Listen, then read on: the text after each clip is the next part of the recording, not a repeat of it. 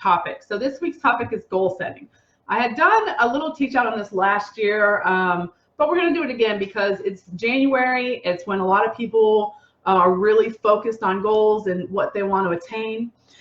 So one thing I did is I don't do resolutions. Not that I don't believe in them. It's not that I don't think they help or that they're useful. It's just that I prefer to think of them as intentions. And so I set intentions for my year because a resolution to me is just got a negative connotation. Whereas an intention, I intend to do certain things, and I'm one of those people, if I intend to do it, then I'm definitely going to do it because I'm an action taker, right? So it's better than just saying, oh, I would like for this to happen. I'm going to intend for it to happen. So that's kind of where I sit on those. But it's a great time of year because everybody's new, everybody feels new and fresh, and it's a new start. And so it's a great time to change bad habits, and it's a great time to set new goals, being January and the beginning of the year. So what is important when you're setting goals? They have to be SMART. And what I mean by that, that's actually an acronym. And you're welcome to write this down if you want, or whatever. But the first one is going to be specific. You want your goal to be specific, okay? You want to know what exactly do you want to accomplish. So if your goal is, I want to save $100, okay, great, that's your goal. If your goal is, I want to pay off $2,000 in credit card debt, okay, great, that's your goal.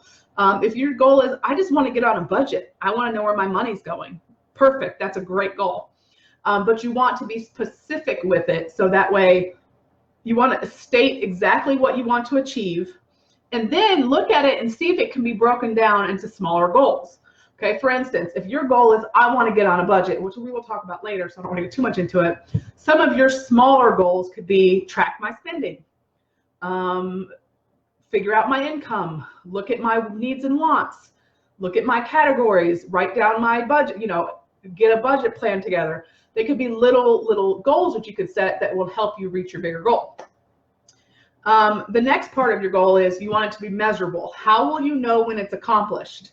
Okay, you want to establish clear definitions, and I'm sorry, I'm reading notes, guys, to help you measure if you're reaching this goal, okay? So let's say your goal is, I want to save $1,000. You could make up, or you could go on Pinterest or find one of these things online, and they're savings things, and they're coloring books, right? They're little coloring sheets you can find, and they're all over Pinterest. They're free. You can find them wherever on the internet. Just search like free savings color sheet or whatever. And it has spots. Every $10 you save, you color a spot in. Every $20 you save, you color a spot in. And so you have a visual, measurable tracking thing that's going to show you and measure where you're at in your goal, okay, which is really awesome. And you can do that with almost any goal. So let's say your goal is a budget, right? You're going to write down maybe a checklist of what how you're going to measure whether you're following the things you need to get on a budget. I need to track my spending, check, things like that. So you want to make it measurable. How will you know when something like that is accomplished? When you're following a budget on a regular basis. The next thing is you want it to be achievable or action oriented, okay? You want to ask yourself, how can this goal be accomplished? You want to describe your goals using action verbs and then outline the exact steps you're going to need to accomplish your goal, okay? You like the color sheet? Yeah, Lashondra, those are great. I don't use them personally because I'm not really a handout person, but I have seen them and they're awesome to keep track of. It's like the little number sheet they keep track of when they're raising money for charities and stuff, right? Same kind of thing. You can do a little thermometer, same thing. Okay, so back to this. You want to describe your goals using action verbs and outline the exact steps you will take to accomplish your goal, right? Okay, so you want to have an action plan. So like I said, if you want to save $100 or $1,000, what are some steps that you have to take to save that money? Okay, maybe it's when you get paid, you automatically transfer $20 into your bank account. Maybe it's when you stop at the store, you realize you don't have the money, you just keep on going. Maybe it's you don't buy that bag of chips this week at the grocery store that your kids want to snack on. Whatever it might be, what little habits can you change to make that happen? Okay, there have to be actionable things. What are you going to do? Because the money is not just going to fall out the sky and all of a sudden you're going to have this extra money that you can save. you have to change your spending habits, right? In order to do that, which is why some of these kind of go along with the other ones. Like I said, we will work on those in the weeks to come. Okay, the next thing is R. So we're up to A. We just did A, so now we're up to R. Now it needs to be realistic or relevant.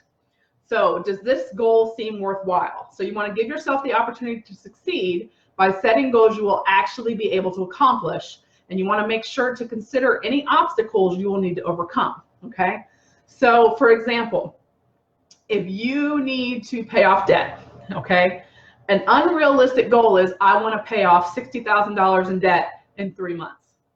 That's probably pretty unrealistic. So that would not be a realistic or relevant goal for you. However, you could probably pay off $2,000 or $3,000 in a few months. I have a friend on here now who actually paid off about $2,000 in just a couple weeks or months. I can't remember which one it was. So you can pay off large amounts of debt rather quickly, but you have to be very, very, what's the word I'm looking for? Sorry guys, I blanked on that. Strict with yourself, and you have to be on top of things. So figure out what's realistic for you and use that as your to see if your goal is relevant or realistic. So you don't want to set anything unrealistic because you're going to set yourself up for failure, and that can be very detrimental to anything you're trying to change. And that's with any goal. These are all for any goals, but we're just talking about them finance-wise. So more, like I said, you want to just obstacles to overcome it. So let's talk about some obstacles that you might have. For instance, it was just under 2 months. Perfect, Erica. Yeah, Erica. Yeah. So $2,000 in just under 2 months. So that is amazing, and I know the work she had to do to get that done. And it wasn't hard once she got herself on a budget. She figured out she had extra money, and it was pretty awesome. But let's talk about obstacles that you might have when achieving your goals. Let's take, for example, the saving of $1,000, okay? Let's say you set a goal that you want to save $1,000 in 3 months, okay? Totally doable, totally relevant, can absolutely be done if you're serious about it. What are some obstacles that may come up? You might have a child get sick and you have to take them to the doctor, and that delays your goal. You could have not work enough hours at work because they're cutting back hours because it's slow. You could have an unexpected expense come up, like you get a flat tire. All of these things are things that could happen and that you need to plan for, okay? So you want to think about what could happen, realistically what could happen, and how are you going to overcome it. Now, you can't always control getting a flat tire or your kids getting sick or whatever, but how are you going to overcome that goal or overcome that obstacle if it happens? Maybe you have to push out your plan a little bit. Maybe you have to cut. My suggestion would be to cut from another category that you could make up the difference from. And so even on getting on a budget, let's use that one for example too. So let's say you're trying to get on a budget and some obstacles that may come up for you. You might realize you don't know what you've spent over the last couple months to even get a starting point. You might get overwhelmed because you're afraid to start tracking because you don't want to face your things. So these are real obstacles that people come up to that we need to figure out how we're going to get past them. And we'll talk about those more when we get into those certain subjects about some of the obstacles that you might face.